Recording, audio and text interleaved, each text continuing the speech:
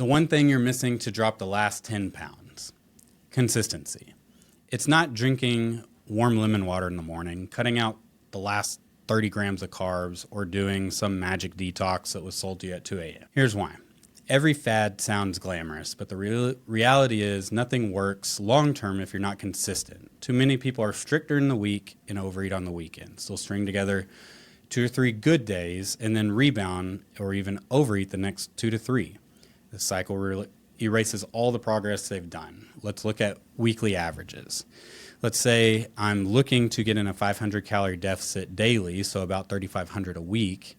And if you're down in a calorie deficit, 200 to 500 calories a day for 4 days, but then overeat 2,500 calories on a Saturday and Sunday, you're still in a surplus for the week. And despite being so good for the majority of the time, you had 6 to 12 beers, you hit up Whataburger on your way home, and in 4 hours, you undid 5 days of a calorie deficit. So if you want to drop the last 10 pounds, you don't have to be perfect. You just have to be steady, consistently hitting your nutrition goals, consistently training, consistently sleeping well enough to recover. That's when everything's going to stick. Okay, let's say now you have been consistent, but the scale isn't moving. So that's whenever we're going to look a little deeper. Let's honestly track your calories and be meticulous with this, weigh it out, and just see where you're ending for a day. Even if you are making healthy food choices, if you're overeating, you can still overshoot your target. And so this is where we may need to adjust your calories. As you lose weight, your metabolism drops. You're not having to fuel a bigger body like you were. And if we kept your calorie goal the same, at some point you level out. So if you've been tracking consistently but you're stuck, just drop 100 to 200 calories, and that's typically enough to re-spark the weight loss. Assess your activity regimen. Are you resistance training? Are you getting enough steps, cardio, intensity? The body adapts, so what worked for the last 20 pounds that you did may not be enough for the next 10. Control your chronic stress. High stress means high cortisol, poor sleep, more cravings, more fat storage, especially in the mid-session. So try to be mindful and control your stress as best as possible. One workout, you're not going to notice much difference. You're eating well for one day. You're not going to notice much difference. But string together 100 days of exercise in a row, or string together 100 days of eating together in a row, you're going to be a different person. So the takeaway is quick fixes aren't going to be what gets you there. Consistency will. And once you're consistent, we can fine-tune the details to break through the plateaus and actually finish the journey. Consistency first, strategy second. That's the real formula for dropping the last 10 pounds. What stops people from being consistent? Yeah, and that's a good insight to just that person. Yeah. Is it that their stress is too much and they're turning food for comfort, and the evenings are just eating their face off because all day is stressful and that's all they have to come back to? This is speaking from my own experience. Is it that they can work out for a day and do a lot of intensity, but then they're too sore for a week and they give it up? Is it because, again, they will eat really good for 1 to 2 days, say that's good, reward themselves on the third day? Is it that, and this is another thing that's happened in my life that's hard to stay consistent, is like there'll be a kid's birthday party every weekend. It'll be a birthday supper on Thursday. It'll be that we went to a gymnastics meet on Tuesday. And so even though I was eating good for, say, breakfast and lunch, supper 5 out of 7 days was bad, and so it is trying to string more to where it's like, okay, supper and days were good 5 to 6 days, and I had a couple in there that were bad. You don't have to be perfect. 80 to 90%, be the 80-20 or 90-10, so you can still live your life, be flexible in there. But there's also, we can find a reason to celebrate every day. You can have a birthday, somebody's birthday on Tuesday, a friend get together on Wednesday, gymnastics, we were out of town on Thursday. So it's like days can just run together and you don't even think about it, but you're prepping your lunch every day, you're having a small breakfast, and so you're like, I've been consistent, but those evenings or just inconsistencies in your schedule are what typically will limit people overall. Have you found any hacks for consistency? Or is it, the hack I heard is like, can you change your environment? Like literally change something about your environment.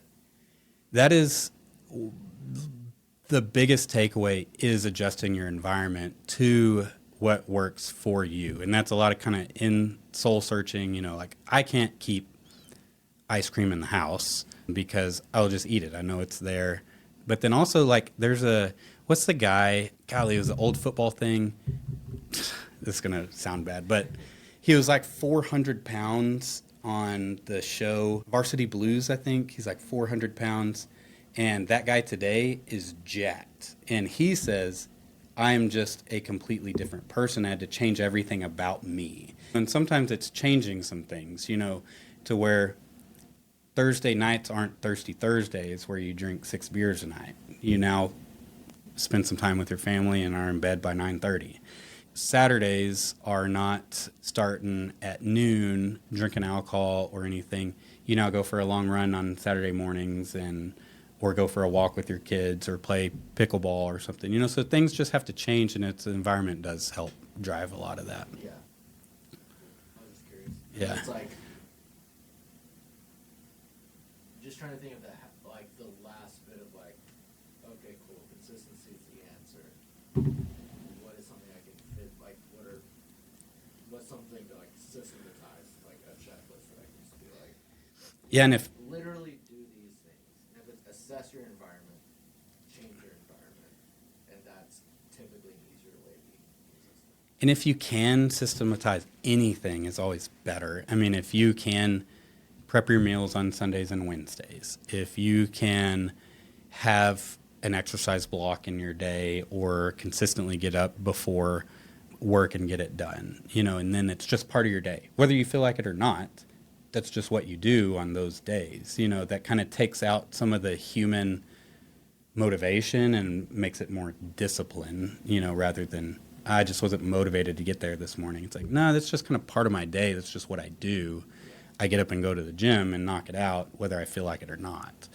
And sometimes systematizing it helps, putting it, some people need it in the calendar on their Google Doc throughout the day to, all right, I'm going to block 90 minutes to cook for the next day or the next 2 days, however long I get out of it. And then I go to the grocery store with these ingredients and I look at nothing else, hyper focused, just getting in and out, or grocery pickup is nice to where you're not tempted, so it is just knowing where your temptations lie, where you stray, and how can you address that along the way. Luckily, like my current thing is frozen blueberries and Greek yogurt at night. It's frozen. I can't eat them fast. My brain thinks that it just puts it that this is pie filling for whatever reason. And so it works for me, but it's not going to work for everybody, so it's just, again, knowing you and what works for you. Yeah. How'd you get to frozen blueberries and yogurt? One, again, they're frozen, so I can't eat them very fast. Yeah. Two, the Greek yogurt is pretty high protein and low calories.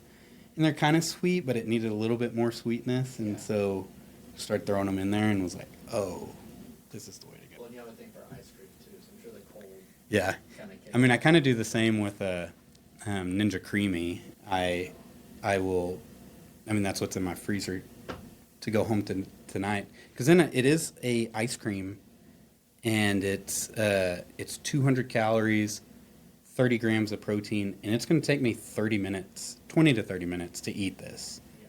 Whereas if it was just a protein shake, I'm drinking in 30 seconds. But this slows down and I had developed a bad habit in the ER where I just would eat as fast as I can, and I come home and I still eat like my food is running away from me. So if it's frozen, it takes me longer to eat it, and I'll allow to get those hunger signals down and everything. So Nice. I was just curious. yeah.